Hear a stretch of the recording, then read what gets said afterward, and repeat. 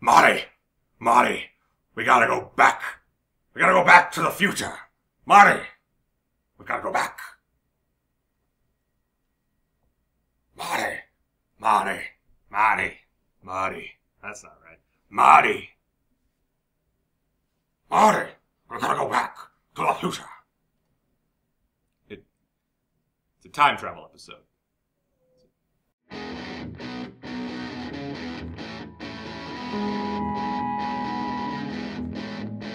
All of my friends sure and put in the time.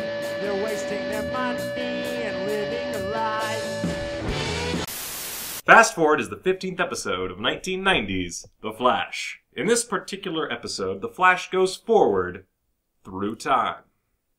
The Flash goes forward in time. The superhero with speed powers called The Flash goes forward in time in an episode called Fast Forward. The Flash goes... Really obvious pun. So fucking obvious! So Fast Forward starts off with Pike, our villain from way back in the first episode, being released from prison on an extremely questionable technicality, much to the chagrin of Barry and surprisingly few others. Right off the bat, we're presented with a hard-to-swallow plotline. This is the guy who terrorized the city for a substantial amount of time, right? Sure, he killed Barry's brother, and that's a big reason we hate him, but, I mean, he straight up attacked the police station, remember? I mean, fuck, does he have to strangle every adorable kitten in the world to get a little bit of notice? Anyway, Pike makes the usual criminal mistake of wanting immediate revenge on our hero, so he takes a randomly acquired missile, tries to blow up the Flash, and bada bing bada boom, we're doing the time warp again. The future presented here is fairly well produced, mixing in a range of influences, but mainly Back to the Future Part 2.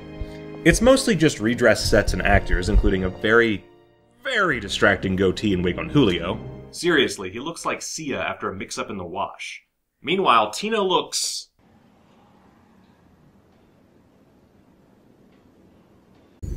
Right. Unfortunately, there's not much to this particular episode. It's certainly good fun, with some cute touches like Murphy and Bellows selling action figures, and this weird Flash museum, but overall it feels like too much for a 45-minute television episode to tackle. If ever a two-parter was necessary, this was certainly it. Luckily we have Pike, who's delightfully insane, and sports a bizarre Pepe Le Pew hairstyle to go with his equally bizarre plan to rule Central City as mayor and give people lobotomies. Huh. As always, John Wesley Shipp does a solid job and really puts across his anger and frustration with the system. He also does a fair job with the future scenes, although the script lets him down at several unsalvageable points. You know, sometimes I get really tired of you critiquing my entire life like you were my therapist. We can't in good conscience recommend this episode. In theory, it should have been the best. I mean, it's the Flash traveling through time. And yet, we had a better time with Be My Baby, which, I mean, that shouldn't fucking happen. Still, it's not a bad episode. It's just very disappointing. Next time, Nightshade returns, strikes again. Batman analog. All of my friends sure and put in the time. They're wasting their money and living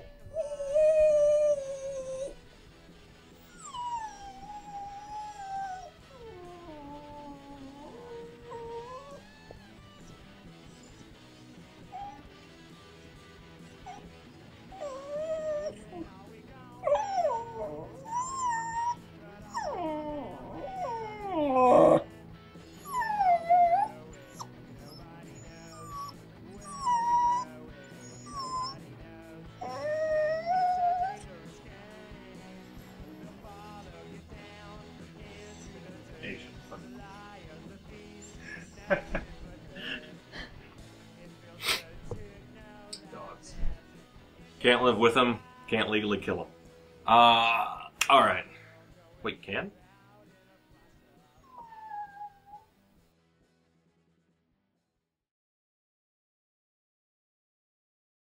Peanut butter disaster.